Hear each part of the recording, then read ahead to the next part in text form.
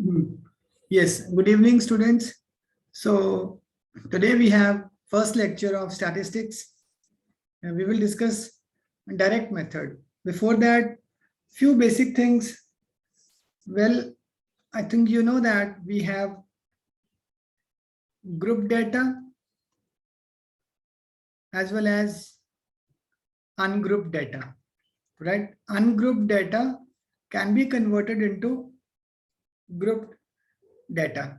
Now we are having some data, let's say, okay, this is class 1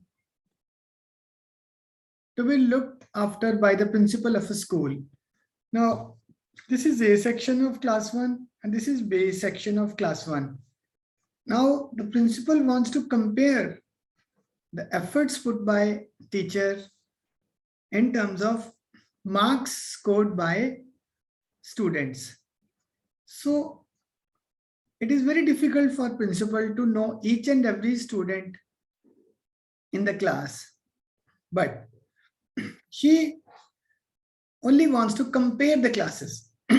So this is class 1 A section, this is B section. So she can compare two classes by three methods. These are known as central tendencies. Central tendencies. What does that mean? Central tendencies means, let us say A class has scored out of 50, 42, 45, 40. It's an intelligent class, 46, 40. And there's a bad student, 38. Like that, number of students have got these marks. So something like central tendency measures she wants to adopt. There are three types of central tendency measurement methods. One is mean. We can find mean of this data. In simple language, we can say, any student? Average. Average of this data. So simply sum all and divide by number of students, you will get the mean of this class. Similarly, you can find mean of this class. So the principal, let's say the mean of this class is, so it looks like its mean will be something like 43.5, something like that. I'm just assuming. What is the unit of this? This is marks, 43.5 marks. Mean. And the second is median. And the third is mode.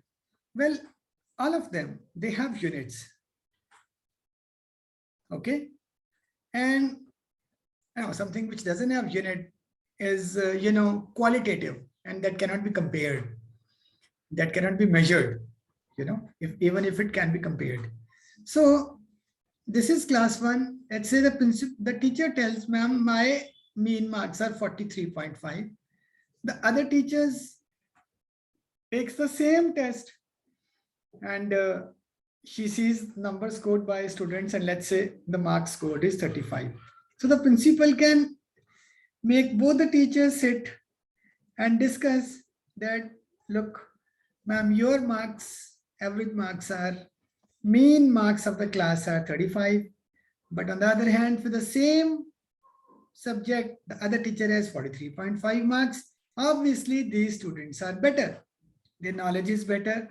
She can ask a question, how you got better marks? And she can put this teacher in question mark that why your marks are less. So this is the way, students, a comparison is made between different data. This is example I have given you, how mean can help principal to differentiate between the efforts of different teachers. Similarly, we have median. Now the question is, when we apply median, and what are the circumstances when we want to study mode? It's not always we go for mean, and it's not always we go for median or more. So this is very interesting that we will come to know as we progress. So students, another thing is frequency, right? You know that frequency is repeated occurrence of something, right? It's like, you know, one student has got 45 marks and there are 3 students like this. So I will say the frequency of 45 marks is 3, right? Here I will write marks, here will write 3. Now 50 marks are scored only by one student. So I will say frequency of 50 marks is what? Any student? Only one student has scored 50 out of 50. So what is the frequency of 50 marks? 1. 1. Beautiful. Similarly, you can say, let's say 43 marks are scored by only 2 students. So we will say frequency of 43 is 2. So this frequency is another important factor. Then is cumulative frequency that we'll discuss in the next lecture. So students, let us say there are some observations x1, x2, x3. There are n observations till xn. These observations mean they can be age of people in a village, right? There are n number of people in the village. It can be salary of different people.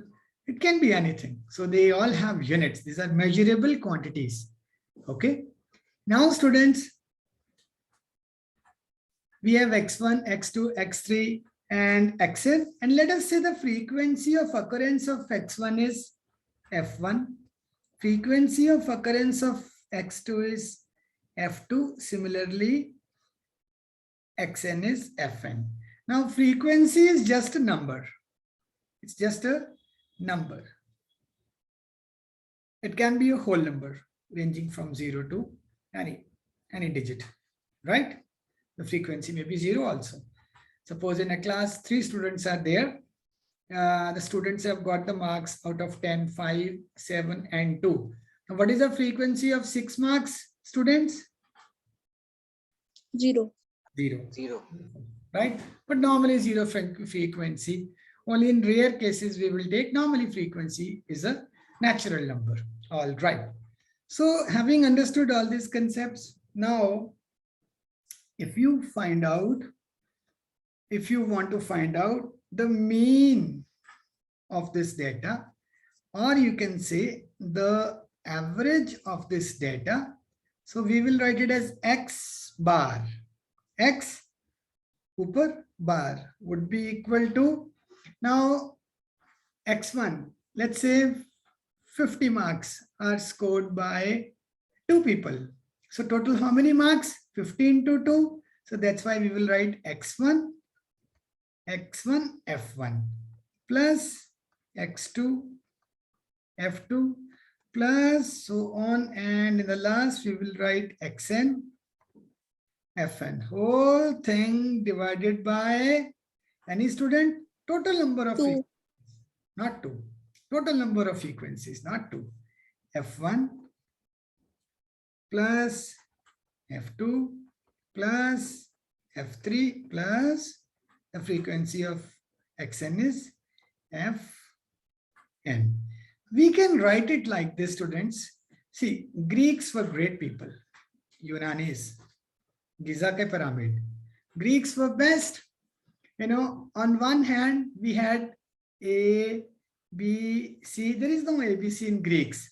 Does anybody know what is A, B, C, D, E in Greeks? Anybody knows?